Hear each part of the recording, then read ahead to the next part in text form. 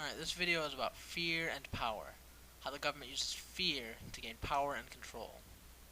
Now this is done on both sides of the fence, Republicans and Democrats. I'm a libertarian, so I have a lot of problems with both of the main parties. Regardless of the rhetoric they slam down our throats, they both want increased government power. And the government has always used fear against us. I mean, look at the Japanese and American internment camps. That's just a nice little preview of what could happen to anyone who disagrees with the government in the future. I can't stress enough how important it is to think with your mind and not your heart or anything else. I always say liberals think emotionally, and that's the problem. Oh, well, some people didn't save for their retirement, something they might say. So let's tax everyone so that people who didn't think can get rewarded.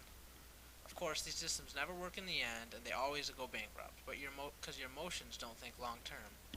Your emotions are all about the here and now, and that's the best way I can sum up liberal politics. Look at Social Security. I won't be getting Social Security. I'll be paying for it, but I won't receive it. Look at Medicaid. Doctors won't even accept Medicaid half the time, but we tax everyone for it because we feel bad. Entitlement programs. What a joke. It's bankrupting the country, but we can never get rid of them. Anyways, I'm getting off topic. These are topics for other videos. The topic of this video is fear and power. We were afraid of the Japanese, so we rounded them up like animals. We were afraid of communists, and we did all sorts of power grabs. I mean, you can see it throughout history how the government uses fear to gain power. It is the absolute easiest way in the world to gain it. It's too big of a problem for us to handle, you might think. Let's let the government solve it. They're smart. Yeah, right. So anyways, I'm going to start out looking at how Massachusetts capitalized on people's fear of swine flu to enact horrifying legislation that amounts to nothing short of martial law. First of all, the swine flu pandemic was a big joke. How many people died from it, really? Do you know how many people die from the flu, any sort of flu each year? About 36,000 Americans each year. And that's just Americans. Do you know how many Americans died from the swine flu? From my research, 127.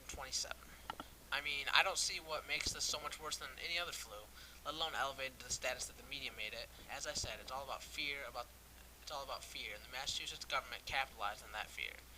The Massachusetts Senate unanimously passed this bill with a vote of 36-0.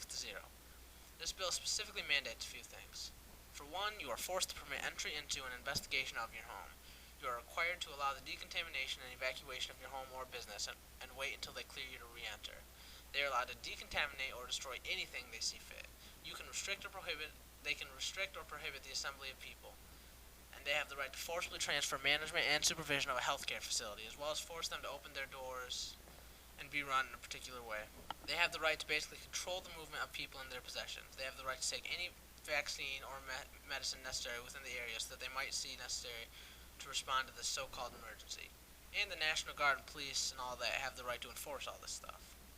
And then you look at FEMA, which is at the national level. Basically, there are prisons all around the country right now which are completely empty. What are they there for, you might ask? Well, first, let me start out by telling you a story about someone who wanted to debunk the whole FEMA camp thing. Glenn Beck, a guy I mentioned in my last video. He got a call on this show about someone complaining about these camps, and he was fed up with hearing about them, so he set out to disprove the notion of these camps. He talked about how he was going to disprove it on his show. Then, one day on his show, he says that he can't disprove the FEMA camps. That's right, someone in mainstream media admits he can't disprove that there are currently completely empty prisons throughout the country, enabled by FEMA, that, let's say, might have a more sinister purpose. Let's get started with when FEMA was formed, in 1979 by a presidential order. What it stands for is Federal Emergency Management Agency. It basically runs down what we would do in response to a massive emergency. This is the epitome of what I'm talking about. The prime example of what the government can do under fear of disaster. When you really get to see the real potential of what this could do to us is with Rex 84, short for the Readiness Exercise of 1984. This is basically a readiness exercise in what we would do if we need to round up large numbers of people. Round up large amounts of people. It's scary stuff.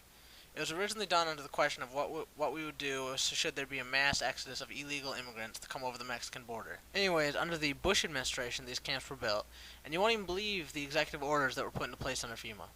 Now, I'm going to sum up some of these executive orders, and you won't even believe it. It's unbelievable that people aren't freaking out about this stuff, but I'm going to read some. 1 allows the government to seize and control the media. Hello, ABC commercial for Obama? Infomercial?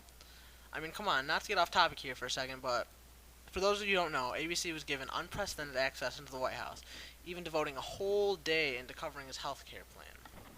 ABC would not even sell ad time to conservative groups who were against the national health care. Talk about a quasi-state-run media. Another allows the government to basically put us into work brigades under government supervision. Another designates the Postmaster General to operate national registration of all persons.